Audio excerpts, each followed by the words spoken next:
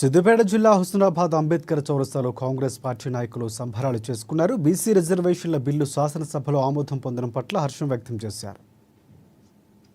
టపాసులు కాల్చి మిఠాయిలు తినిపించుకున్నారు.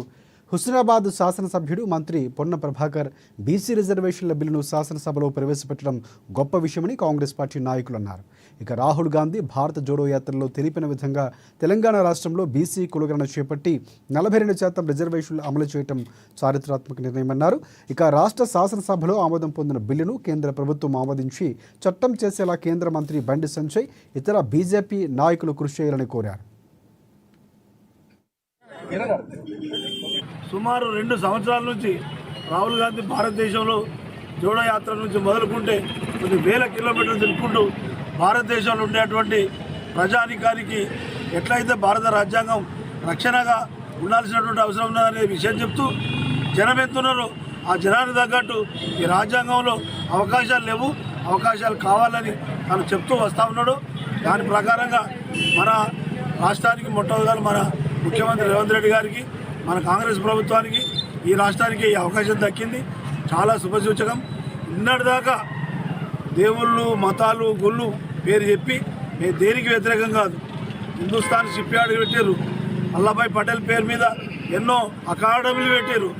కానీ ప్రజలను తప్పుతో పట్టించి మళ్ళా మొన్నటిదాకా ఏదో కుంభమేళా లాంటివి చేసి అవన్నీ కార్యక్రమాలు చేసి ఇవి కూడా అంతకుముందు నెహ్రూ కాంచలి ఇప్పటిదాకా ఈ కాంగ్రెస్ ప్రభుత్వం చేసింది. కానీ దాని పబ్లిక్ను కొంత తప్పుదార పట్టించారు.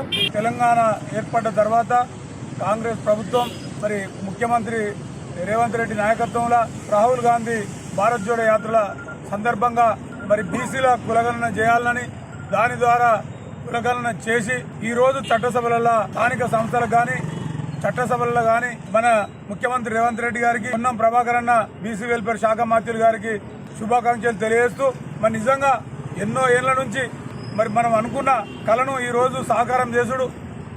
మరి నిజంగా బీజేపీ ప్రభుత్వం చిత్తశుద్ధి ఉన్నట్టయితే తెలంగాణ ప్రభుత్వాన్ని ఆదర్శంగా తీసుకొని చట్టసభలలో కూడా తీర్మానం చేసి భారతదేశంలో కూడా అన్ని రాష్ట్రాలకు ఆదర్శంగా ఉండాలని మరి నిజంగా మన స్థానిక ఎంపీ, కేంద్రీయ హోంశాఖ సహాయ మంత్రి బండి సంజయ్ గారు ఇవాళ తెలంగాణ కాంగ్రెస్ పార్టీ ప్రభుత్వం మరి ఏదైతే ఇవాళ శాసనసభలో తీర్మానం